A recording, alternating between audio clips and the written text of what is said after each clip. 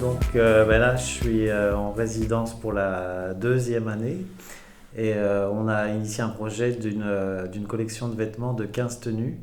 qu'on va présenter le 30 septembre prochain à la Cité culturelle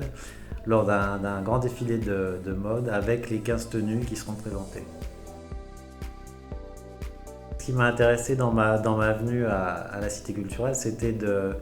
pouvoir transmettre le fait de travailler avec ce que je fais dans mon travail personnel, de travailler avec de la récupération, avec des matériaux qu'on peut créer à partir de choses qu'on mettrait au rebut. Et c'est ce qu'on a fait pendant la collection, c'est de créer de nouvelles matières à partir de choses existantes qui auraient dû partir à la poubelle, mais on peut en faire des choses nouvelles et c'est ce qui a été intéressant à montrer aussi aux personnes et de valoriser du coup des matières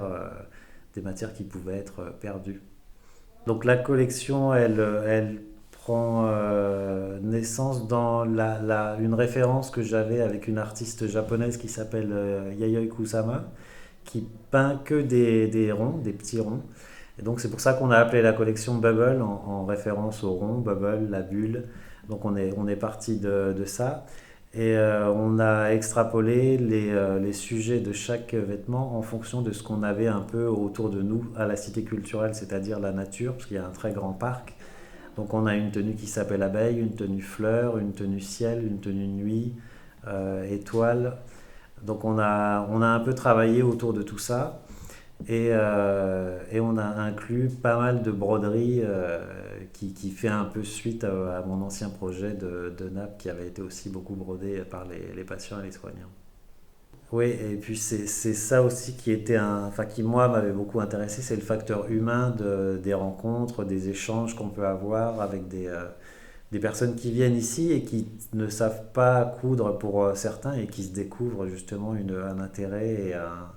quelquefois même une passion pour la couture qu'ils n'auraient pas trouvé ailleurs. Et que ce soit homme ou femme, on a plein de personnalités intéressantes et d'interactions qui sont très enrichissantes.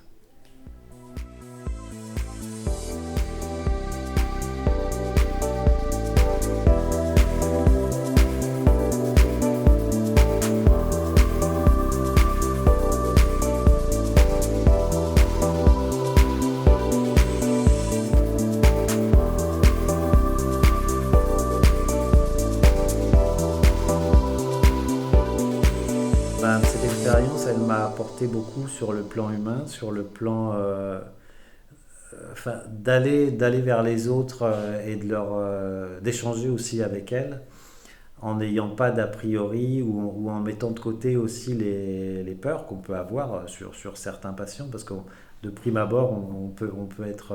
bloqué sur certaines personnes, mais ça c'est aussi une démarche que j'ai dans mon travail, dans les œuvres que je peux faire, c'est de gommer justement tout ça, tout cet aspect peur et déstigmatiser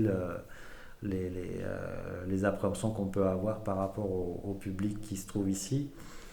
Et pour moi, ça a été très enrichissant d'ailleurs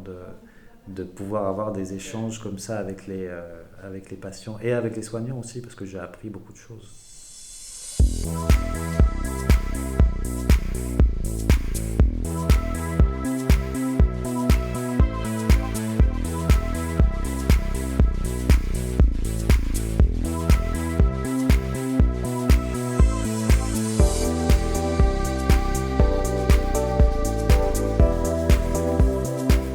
J'ai trouvé une équipe déjà très chaleureuse, avec des personnalités singulières et qui m'ont tout de suite intégré. Enfin, je me suis senti bien ici dès le départ. C'est pour ça aussi, d'une certaine façon, que j'ai accepté pour une deuxième année de refaire un projet, parce que c'est un lieu enrichissant, c'est un lieu où on peut faire beaucoup de choses, on a des grands ateliers, on a des machines, on a beaucoup de choses à notre disposition, et c'est ça aussi qui fait qu'on peut se donner les moyens de faire des choses.